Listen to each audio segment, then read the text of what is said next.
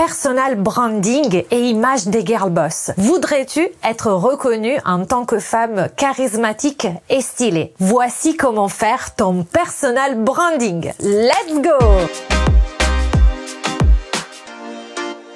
Hello, moi c'est Aurora, je suis italienne, je suis image stratégiste et coach d'empowerment au féminin et ma mission c'est d'aider les girl boss comme toi à devenir des véritables femmes stylées et charismatiques en unissant leur mindset avec la maîtrise de leur image. Car yes, l'image est un outil stratégique fondamental pour réussir à exprimer à l'extérieur qui nous sommes à l'intérieur et de cette façon être authentique. Et quand on est authentique, on attire à soi les bonnes personnes et les bons événements dans notre vie. Si tu es nouvelle, j'ai un cadeau pour toi. Tu peux télécharger dans la barre d'infos un PDF totalement gratuit contenant les 7 conseils, les 7 pièces fondamentales que toute girl boss devrait avoir dans sa garde-robe.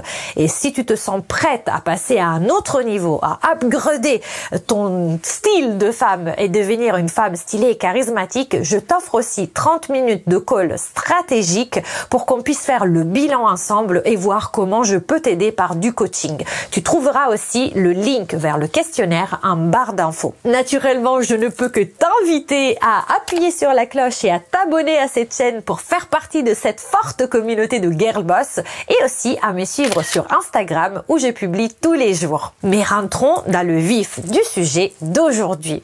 Je voulais vous parler de personal branding. Déjà, qu'est-ce que c'est le personal branding et pourquoi c'est un outil indispensable pour réussir à s'affirmer en tant que girl boss dans sa vie professionnelle comme dans sa vie personnelle. Le personal branding, c'est le fait de promouvoir sa propre personne, même des techniques publicitaires qui normalement sont utilisées pour promouvoir une marque.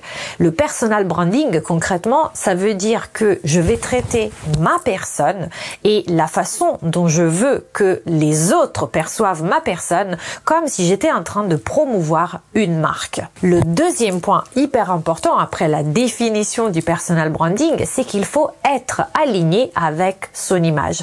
Car yes, si pour pouvoir se promouvoir, pour pouvoir quelque part orienter le jugement que les autres peuvent avoir de nous, il faut communiquer sur notre image, il faut déjà être aligné avec notre image et pouvoir la maîtriser. Donc il faut pouvoir incarner notre image et pour cela, je n'arrêterai jamais de vous dire qu'il faut se connaître. On ne peut pas savoir comment les autres nous perçoivent si déjà nous-mêmes, on ne sait pas ce qu'on veut exprimer au travers de notre image. Et pour pouvoir exprimer ce qu'on veut, il faut déjà savoir qui on est.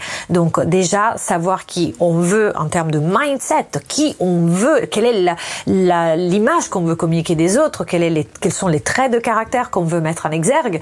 Et de l'autre côté, vraiment pratico-pratique, savoir quels sont les vêtements qui nous vont, et ça passe par une analyse morphologique, savoir quelles sont les couleurs qui nous flattent et qui nous rendent naturellement belles, et ça passe par une analyse colorimétrique, et ensuite, bien sûr, savoir quel est le style qu'on veut se donner en fonction de l'environnement dans lequel on veut évoluer, et ça aussi, c'est une étude de style qu'il faut faire. La troisième chose qu'il faut faire pour faire du personal branding et promouvoir sa propre image auprès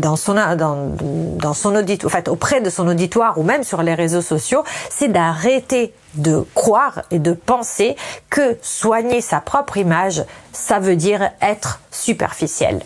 En effet, soigner sa propre image à outrance pour cacher un vide intérieur, oui, ça, c'est être superficiel. Mais quand on veut être charismatique, quand on est charismatique, si on part de l'idée qu'on pense qu'on est charismatique, on part d'un tout plein. C'est-à-dire qu'on n'est pas à manque, on ne dit pas « Oh là là, je serai jamais charismatique, comment je vais faire? Ah, je veux me déguiser pour paraître plus professionnel. » L'idée ici, ce n'est pas de se dire « Je vais porter une veste pour me déguiser et pour que les autres pensent que je suis quelqu'un je ne suis pas vraiment. » Non, l'idée, c'est au contraire, c'est de se dire « Je suis légitime dans mon rôle de girl boss, je suis légitime dans mon rôle, dans ma vie professionnelle, donc je peux porter avec fierté une veste juste pour asseoir ma légitimité. Mais faut-il encore connaître les codes qui vont vous permettre dans différents milieux d'asseoir votre légitimité? Parce que ça ne va pas être pareil, le message que vous allez communiquer si vous faites votre premier dîner avec votre belle-mère et que si vous faites une négociation professionnelle avec votre employeur. Et l'idée justement est de se dire, je ne suis pas un manque, je suis déjà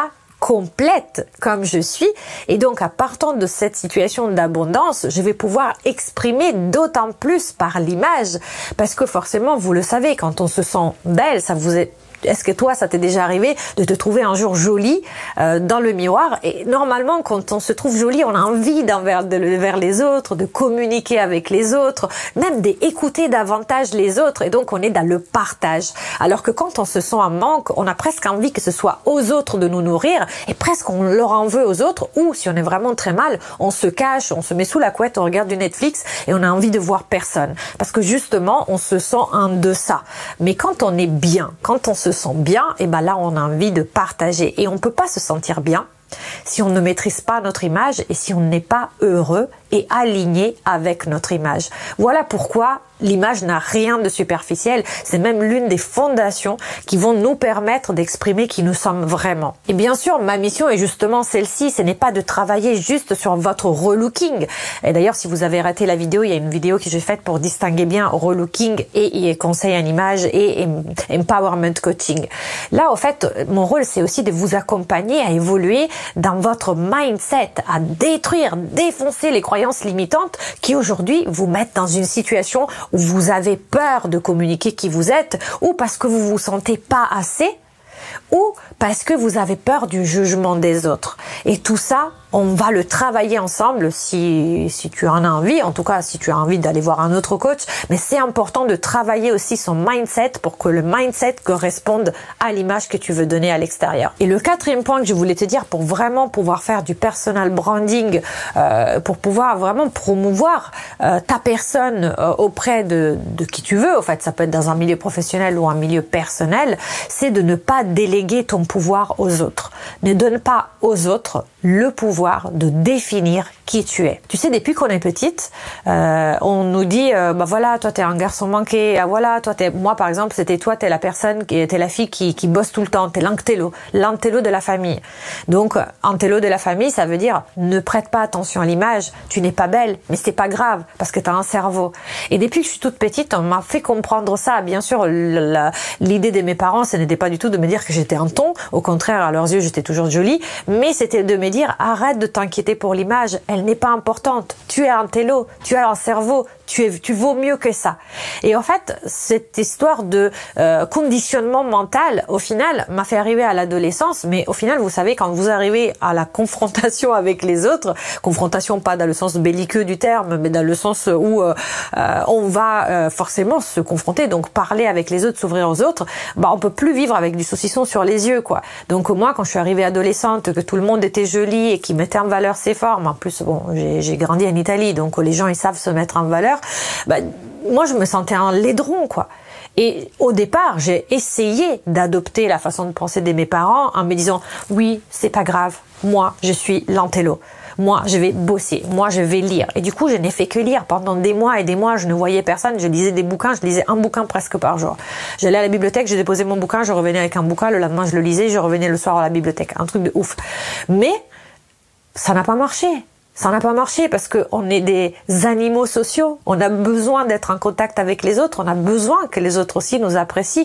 Notre premier besoin, d'ailleurs, c'est le besoin d'appartenance. Et ça vient de la préhistoire où, si on n'était pas un groupe, on se faisait bouffer par les bêtes. Donc là, notre cerveau, dès qu'on est exclu du groupe, il nous envoie encore le signal, attention, tu risques de te faire bouffer. Donc, à chaque fois, il fait tout pour qu'on ne se fasse pas refuser par les autres. Et c'est pour ça qu'on a toutes et tous très peur du jugement des autres, parce qu'on veut avoir ce sens d'appartenance au groupe. Mais bon, bref, en tout cas, dès que je me suis confrontée aux autres, j'ai compris que ça pouvait pas fonctionner. Et donc, j'ai essayé de sortir qui j'étais vraiment, tout simplement. Et de le montrer aussi au travers de l'image, alors qu'au départ, c'était vraiment une partie de mon caractère que je défendais. Non, voilà, je suis pas belle, j'ai autre chose. Mais pourquoi j'ai autre chose? Toi aussi. Pourquoi tu dois dire j'ai des rondeurs mais j'ai autre chose? Tu as des rondeurs et alors, elles sont belles tes rondeurs. Mets-les en valeur. Pourquoi tu dois être moche? Tu dois être belle. C'est pas tu dois être belle, tu es belle. C'est juste que tu ne t'octroies pas le droit de le faire ressortir. Et c'est dommage, parce qu'on en souffre quand on fait ça.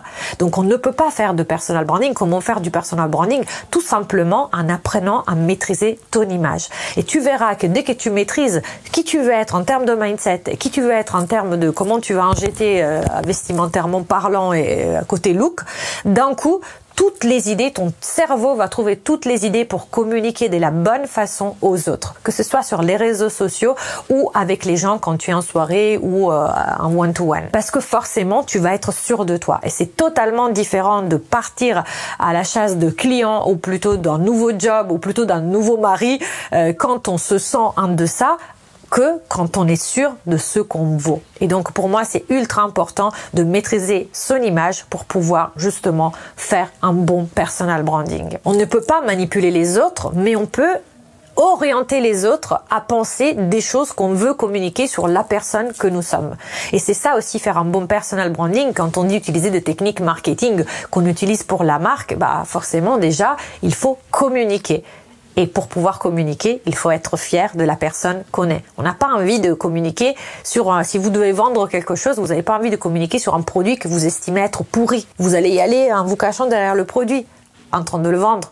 C'est pas comme ça. C'est la même chose pour vous. Si vous n'êtes pas fier, si vous n'êtes pas contente de montrer aux autres qui vous êtes, avec votre mindset et aussi avec votre extérieur, bah vous allez avancer à reculons. Du coup, je te pose une question, réponds-moi dans les commentaires. Est-ce que tu te sens prête à passer le bon message aux autres? Est-ce que tu te sens prête à devenir cette femme stylée et charismatique? Dis-moi ce que tu penses dans les commentaires. Et si tu as apprécié cette vidéo un peu plus philosophique, intellectuelle, branding, boulot, dis-le-moi dans les commentaires. Mets-moi un pouce bleu pour m'encourager à produire d'autres contenus. Abonne-toi à la chaîne et je te dis ciao et à la prossima.